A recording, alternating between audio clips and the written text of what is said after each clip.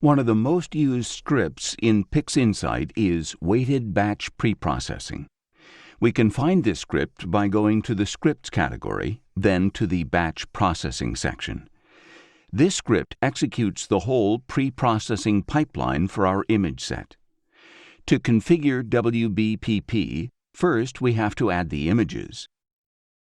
There are buttons at the bottom here to do this. If we click on the first one, we can select a directory, and WBPP will find all the images in that directory and its subdirectories. We can use the Files button to add images. The difference between the Files button and the Bias, Darks, Flats, and Lights buttons is that Files automatically classifies the images based on their file names or the data in the FITS headers. If we use the Bias button, all the files will be added as bias frames. If we use the Darks buttons, all the images will be added as Darks frames, and so on. Lastly, we have the Add Custom button. Here we can add a set of images and classify them ourselves by selecting the image type here.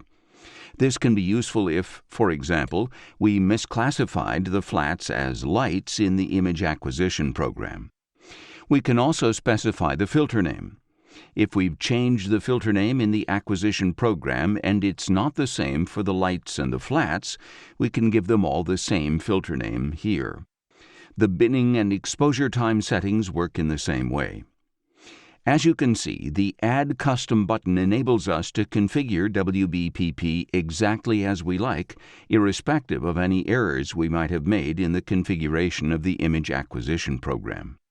The easiest method is to use FITS images with their properly configured headers, because then we can select the images using the Directory button or the Files button.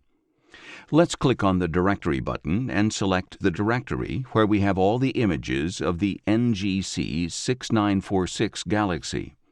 WBPP automatically searches the directory and its subdirectories and analyzes the FITS headers to classify the images.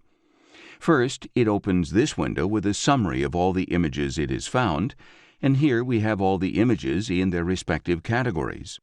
Here are the lights for each of the 5 filters, the flats for each filter, the darks for the different exposure times, and the bias frames.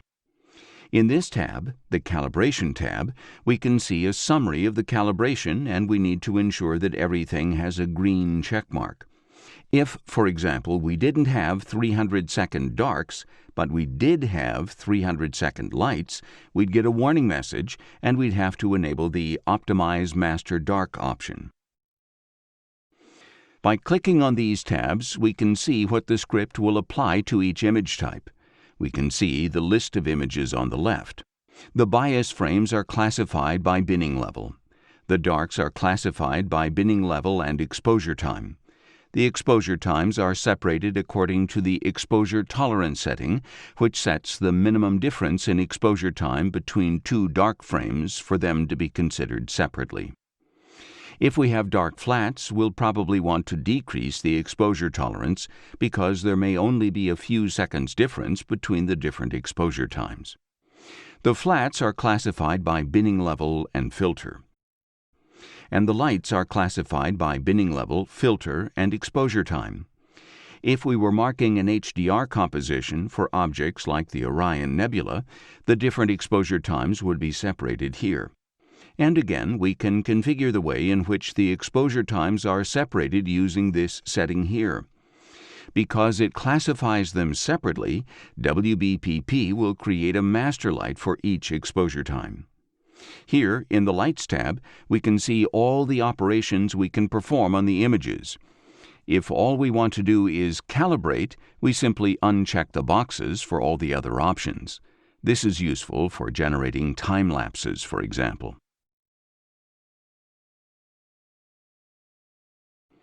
We can do a linear defects correction, which is very useful if we're using CCDs with row or column defects. We can do a weighting for each image, align the images, calculate astrometric solutions, normalize the images with local normalization, and integrate them to make a master light. If we want to apply a photometry-based color calibration tool, we must enable the astrometric solution option. It's always a good idea to calculate an astrometric solution anyway, because we might need it for another processing step later. By enabling this option, we don't need to worry about it. Local normalization offers better image scaling. It generally improves outlier rejection and the signal-to-noise ratio of the master light. It also simplifies any gradients we may have in the subframes. As mentioned earlier, if the darks have different exposure times, we'll need to optimize them, and to optimize the master dark, we'll need the bias frames. The bias frames are also needed to obtain good master flats. If we don't subtract the bias pedestal from the master flat, the multiplicative effects won't be corrected well in the image. Lastly, the post-calibration tab shows us all the steps that will be executed after the calibration. We recommend always using drizzle. We can apply it to one filter at a time, or we can apply it to all the filters by checking the Apply to All Groups button. Once we've configured all the processes, we can select the output directory here. We're going to create a new directory called WBPP. Before we execute the process, we can run a diagnostic test. In this case, all the diagnostic messages are about the characters that will be replaced. Everything else is correct. And at the bottom, we can see how much disk space we will need. Before we execute the process, we should save it. And now we can click on the Run button. Once the process gets started, the execution monitor opens, listing all the processes that will be carried out and showing the progress made. Once WBPP has finished, we can find all its output files saved in the directory we selected.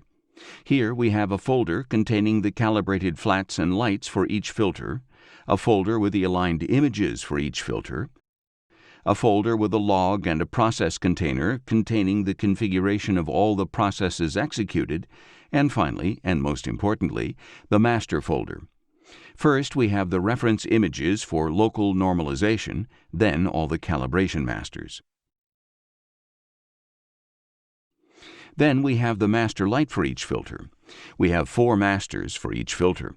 The first is the integration without drizzle. When we open this, as well as the master light itself, we get the rejection maps.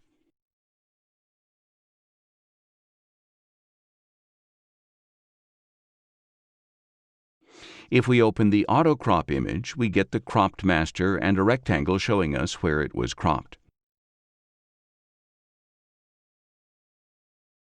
This rectangle is the common area that contains data in all the filters. In other words, AutoCrop crops the image to remove the margins that are black in some subframes. These margins are usually caused by dithering or pointing errors. Here we have the Master L with AutoCrop. Finally, we have the Master Light with drizzle.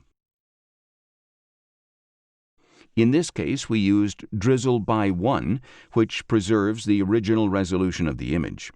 Even if using drizzle by 1, we recommend always using at least drizzle by 1 because it means we can avoid the artifacts we get with resampling algorithms. On the right, we have the weights of each pixel, and on the left, the image with drizzle.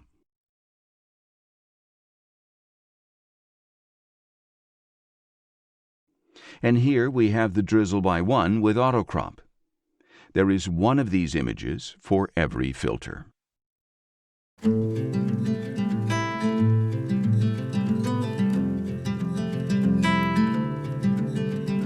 Close your eyes, hear the voice within calling. This heavy load got under your skin. Hauling, you got the white knuckles.